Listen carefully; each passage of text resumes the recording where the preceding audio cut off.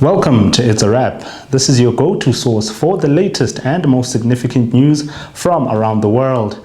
You know that in just a few minutes we are going to be giving you a concise and informative brief of the latest stories that were trending throughout the whole week. My name is ZWELIBANZI MAZIBUKO, and let's take a look at our headlines.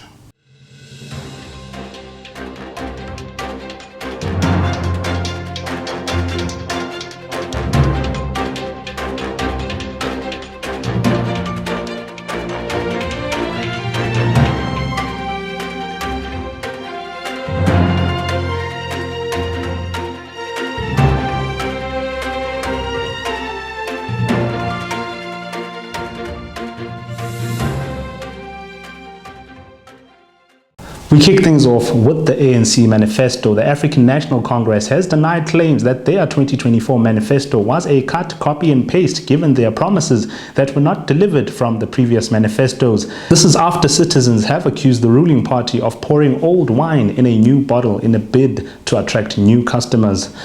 Allegations were that the ANC repeated its promise of delivering jobs, free education and proper healthcare services from their old manifesto. Last weekend, the ANC launched its manifesto at the Moses Mabhida Stadium in Durban, KwaZulu-Natal. The President Cyril Ramaphosa unveiled 6 priorities for his party ahead of the 2024 elections, including job creation, reindustrialization, investing in people, and tackling the high cost of living. Some of the promises included creating 2.5 million job opportunities for the Soweto'S in the next 5 years. Several promises like infrastructure revamp and tackling the high cost of living were tall promises made in the previous manifestos.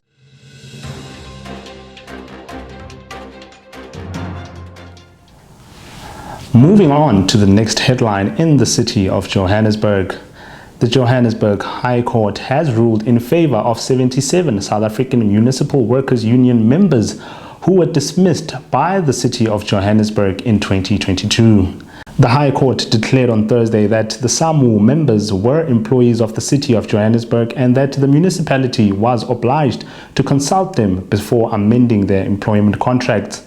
The employees were formerly employed on a fixed-term contract and their status was converted to that of a permanent employment from the 1st of March 2021. The conversion was effected after a decision of the mayoral committee. However, on 25 February 2022, the Johannesburg City Council rescinded the decision of the mayoral committee on the grounds that the committee did not have the power to sanction the conversion.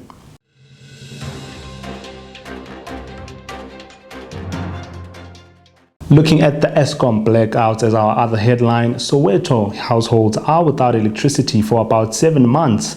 About 160 households in Dobsonville in Soweto have been without electricity since June when a transformer failed. Many of those affected are pensioners. Eskom says the failures of the transformer was due to people illegally bypassing their meter boxes. Gauteng Eskom spokesperson Amanda Qiti said that when the transformers failed, those who had been illegally using electricity were disconnected and asked to pay a remedial fee of 6,052 cents. This could be paid in stages, starting with a payment of 500 Rand. Acknowledged that the 60% threshold had been reached in the Dobsonville case. The households had still not been connected to electricity.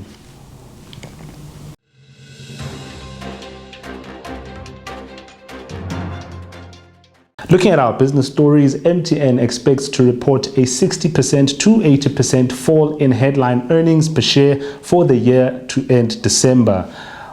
Weighed down by non-operational issues and a sharp devaluation in the Naira, Africa's largest mobile operator is expected to report HEPS of 231 cents to 462 cents from 1,154 cents a year ago. This is what was said on Friday. The company's HEPS were negatively affected by non-operational items of about 889 cents, including a hyperinflation of 151 cents of foreign losses.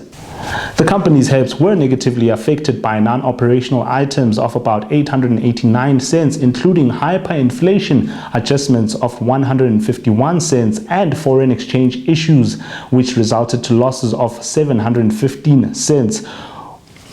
The other problems could include the Naira depreciation. MTN expects to declare a dividend in line with the guidance of a minimum final dividend of 330 cents per share for its 2023 financial year. The Naira's devaluation has wiped out billions of rands in the group's earnings and cash flow, while its tower partner is working to isolate it from other shareholders over governance concerns. Now we're wrapping it up with our sports news. Jenny van Dijk has been unveiled as the new SPAR Proteas head coach, replacing Norma Plummel, who stepped down in December 2023. The Netball SA President Cecilia Mulukwani says the process of appointing the head coach for the SPAR Proteas has not been easy. She says, we wanted to ensure that we do a proper job in the selection of the best person for the role. She says we needed to be thorough in the selection processes from the interviews right through to appointment.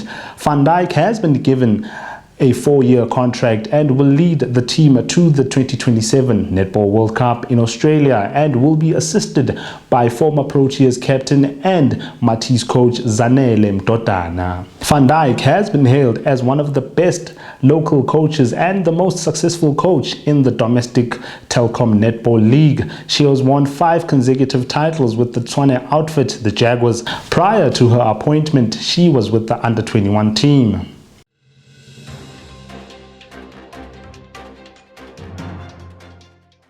You know, that was it from us on Here It's a Wrap.